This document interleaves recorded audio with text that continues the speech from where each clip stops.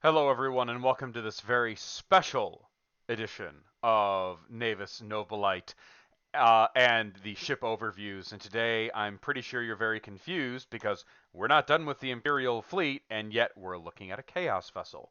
That's because, everybody, this particular Chaos vessel is available to the Imperial Navy in regards to a single kind of fleet in Segmentum Obscurus known as the Reserve Fleet. Now, why am I bringing up specifically this vessel and not the other Chaos vessels that function that you can take in the reserve list? Principally because one, the other Chaos vessels that you have access to in this particular regard function exactly the same as they would for Chaos. So when I go over the Chaos vessels, you'll be able to basically understand exactly how and why they work for both Imperial Navy and for Chaos. Also, there's not as much of a reason to take those Chaos vessels unless you want to make a fleet that is more fluffy. I am bringing this up because this is actually a vessel. If you are taking the reserve list, you should always take, if you can, the Repulsive class Grand Cruiser is the single most powerful ship point per point in the game.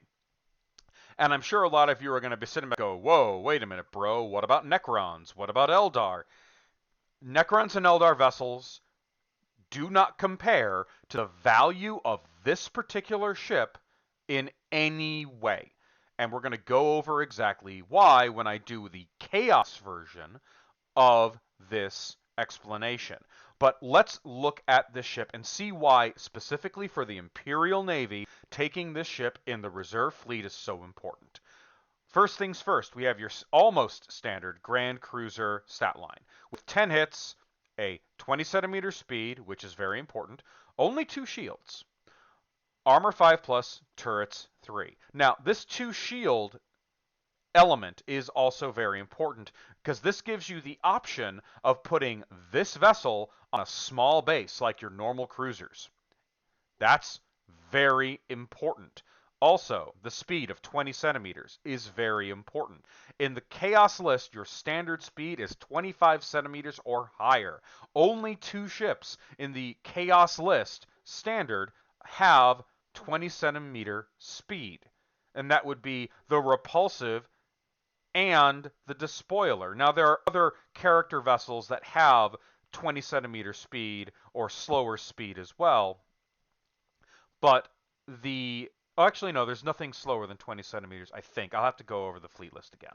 Regardless, this is slow for the Chaos list, which means it is difficult for it to maintain fleet cohesion, which ultimately puts the Repulsive into a different category of usefulness in regards to the Chaos list. However, in the Imperial Navy, 20 centimeter speed is the standard operating speed for the entire cruiser class of ships, which means this ship maintains fleet cohesion, which means it can move as a unit with the rest of its fleet. While it is true it doesn't have a 6-up armored prow, being able to be covered more directly by other ships or squadron with other ships to augment firepower and defenses is absolutely critical because it brings out so many different tactical options for this ship.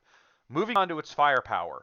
Strength 14, 45 centimeter left and right weapons batteries. This is the same amount of firepower that the Retribution battleship has in a cruiser hull for 230 points. Who cares it's not 60 centimeters? I mean, seriously, strength 14? That's incredible. And strength 3 dorsal lance battery. Yeah, it's at 30 centimeters, but that's the same as the Retribution as well. Okay, I have to get closer before I pound the tar out of my enemy. I'm so sad.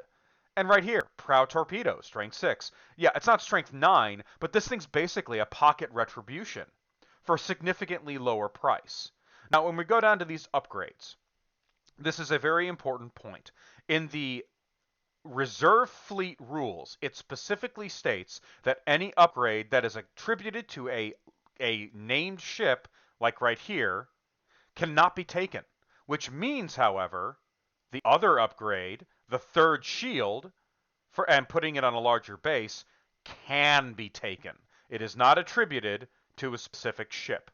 That means, ladies and gentlemen, you can give this thing a third shield even in the Imperial Navy for 15 additional points. At 245, you are cheaper than some of your battle cruisers. You are cheaper than any battleship for battleship grade firepower. And if you do it right, you may even be able to take two in a 1500 point fleet. Now, there are other negatives in regards to the reserve lists that will have to bring up when I go over the individual fleet lists for the Imperial Navy, which will happen when I have finished going over all of the Imperial Navy ships. But this is a very important vessel for the Imperial Navy if you are taking the reserve list. I hope this was useful to all of you weirdos who like to play the really obscure fleets, and I hope to see you all in the next video.